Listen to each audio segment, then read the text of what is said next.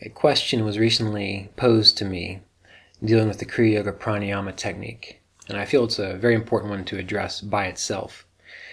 The question was, is Kriya Yoga Pranayama enough to facilitate self-realization, greater peace of mind, being at peace with oneself? Is it enough just to do that? If that's all we did, would we be fine? And my answer is no, that is not enough. The pranayama, even the Kriya Yoga pranayama, is just one part of an entire system that requires your entire life dedication. In the Yoga Sutras of Patanjali, we have the 8 limbs of yoga described. Pranayama is one of those 8 limbs.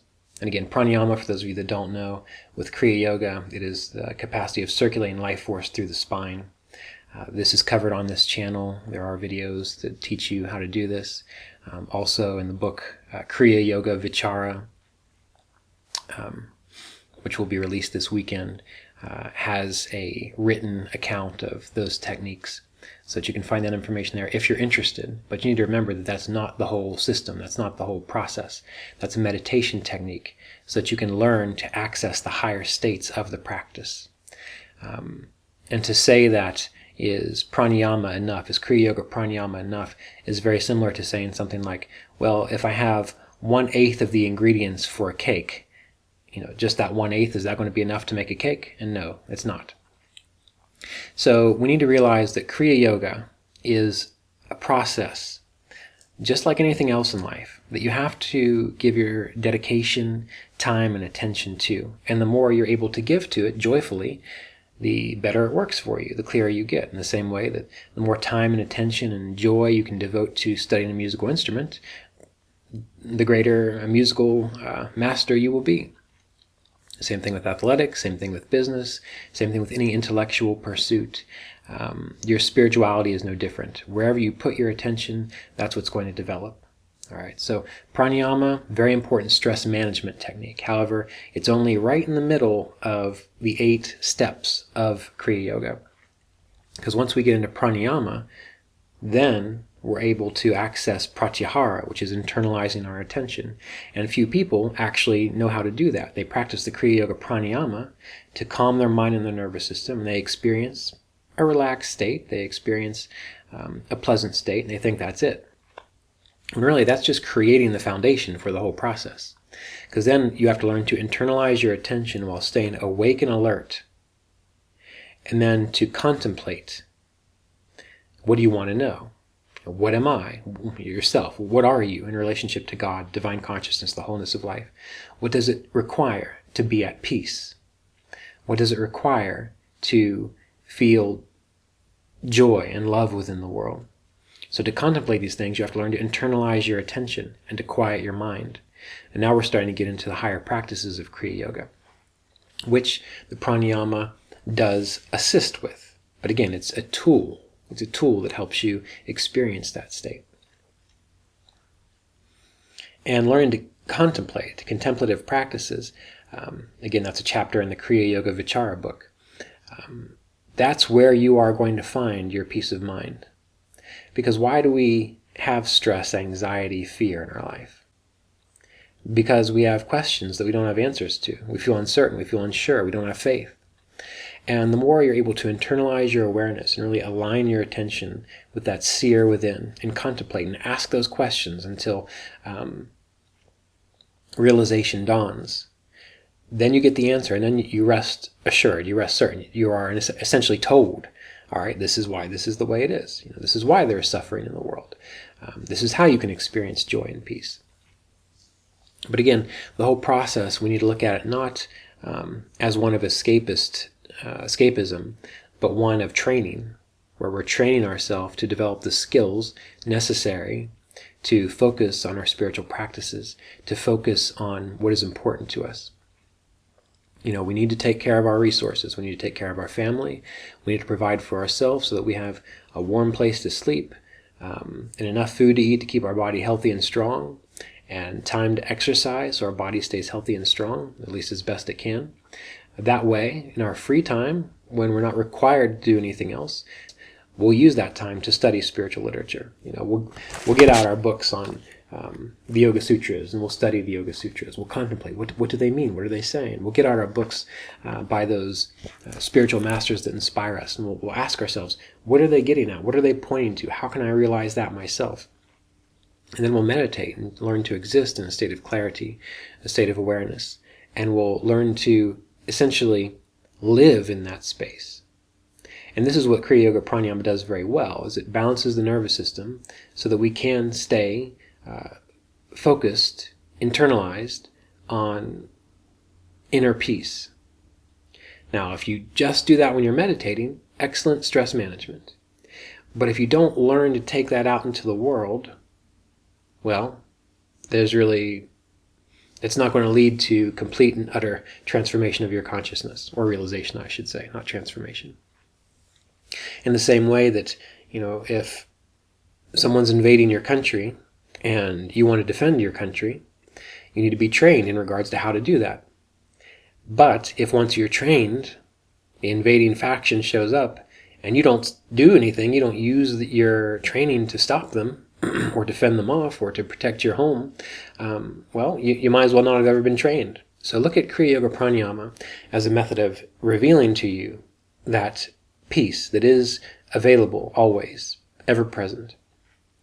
But once you get a sense of it, once you get a taste of it, once you see it, then you have to start bringing it into your life, bringing it into your work, bringing it into your interaction with children, bringing it into your interaction with friends. And anything that you do, you need to learn to try to bring that into it. And in that way, you're taking the training of the intentional, disciplined practice, and you're putting it to use in the world. That way, in time, you figure out, all right, this is how, no matter what's going on, I can stay internalized and clear inside. I can know what I am. Everything may not go my way, and it usually doesn't. And that's okay, because there's a bigger plan going on than what you might want to happen. But I can learn to have that inner faith, that inner trust in regards to the process. And then you can release your consciousness into that mystery, into that eternal self, which is really unfathomable by the mind. And that's really what the whole Kriya Yoga process is doing, is giving you the capacity to exist beyond the mind. Now, you can still use the mind, of course. And it's very important that you do, be rational and logical. But you learn to exist beyond the mind, because there's so much more than what we can just conceive of. So the whole process, Kriya Yoga Pranayama, is extremely important. But it's only one part of the entirety of the situation.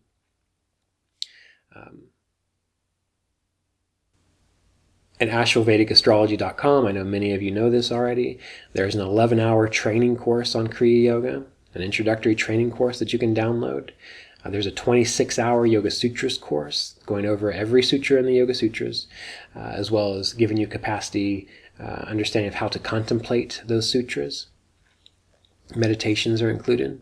So you've got resources available to you. It's up to you to start creating a life situation that allows you to actualize yourself.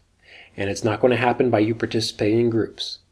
It's not going to happen by you belonging to an organization. It's not going to happen by you getting some promise of a rocket ship jet fuel technique which will make everything better. That's all just the carrot leading the donkey. And we don't want you to be a donkey. We want you to know what it takes seriously to wake up. What did these seers and sages do to actually wake up? They worked hard at it. It was a high priority for them. They ignored having a family. They had careers or jobs which allowed them to have ample time to study, spiritually speaking, what was important to them. They probably didn't have a whole lot of friends, because friends take up time. So it doesn't mean that you don't enjoy your life, because that is important. You do need to enjoy your life. You didn't just come here to be all serious and stoic and to, keep yourself locked in a meditation room all day. But it does require that you give serious time and attention to the process and treat it like training above all else. And once you are trained in the proper ways of being in the world, thinking about the world, once your nervous system is trained to stay calm and clear, no matter what's going on around you, and once you are trained to practice contemplative meditations to get your answers your answers are revealed to you, those spiritual questions that you have, then you are alive, spiritually speaking. Because, as I talk about in the book Kriya Yoga Vichara, if you're practicing to escape pain, well, that's not really what spirituality is about. If you're practicing to escape the world, that's not really what spirituality is about, because the world is a part of the wholeness of life. If you're practicing to escape from something, you need to deal with the thing that's causing you pain, right? Only once you deal with that will you be able to have your awareness and consciousness free to explore subtler states of what you are, subtler states of understanding. But again, if your motivation is to escape pain, to get away from something, well, you're missing the boat. You need to deal with the painful things first, practically, reasonably, which is why many people fail on this path. Because, again, they're trying to escape pain. They're not utilizing the yoga system for what it's meant to be used for. In the same way, I've said this many times before, that if you're going to go run a marathon, you want to run a marathon. That's like, or I should say an ultramarathon, because that's a better analogy. If you want to learn to run an ultramarathon, well, you don't show up with 2 broken legs and a bad back or weak muscles in your back. You just don't do it. You're not going to run an ultramarathon that way. First, you heal your legs, you strengthen your back, and then you get trained to run an ultramarathon. So we need to start looking at yoga very differently than what most people seem to do. By itself, it is meant to wake you up. But it's a heck of a lot easier to wake up if you've already taken care of the painful things in life, right? Part of taking care of the painful things in life is managing our responsibilities. We can't awaken to a higher state of consciousness if we can't handle the state of consciousness we're in. Okay, remember that. You cannot wake up to a higher state of consciousness if you cannot handle the state of consciousness that you are in. And if you think otherwise, then, well, you might want to find someone else to listen to about Kriya Yoga, because I'm not going to feed that train of thought or that fantasy for you. Now, the good news is, once you get everything worked out, you're clear, you're calm, you got your life in relative order, the process can happen very quickly. But it does require that you engage the entire process, the yamas and the niyamas, the behaviors and restraints that are recommended, asana, strengthening the body so that you can sit quietly in meditation, pranayama, circulating life force through the spine, so that you can clear out any of those subconscious issues that are preventing you from accepting what you are as a self-realized being. Pratyahara, learning to internalize your awareness so that you can exist thought-free. Dharana, dhyana, the capacity to focus and contemplate. And then finally, samadhi, absorption of attention in that which you want to know, whether it's freedom, love, bliss, God, yourself, whatever it might be. You have to go through all these stages first before you have developed the skill to do that. So, using the marathon analogy, you have to learn how to run. You have to learn the right kinds of foods to eat. You have to get enough rest. You have to treat your body well. You have to dedicate your time to training. And then you're ready to run the ultramarathon. And it's very important to realize that the spiritual practice is very much like an ultramarathon. It's a long, long, long amount of time, a serious amount of work, effort, and dedication.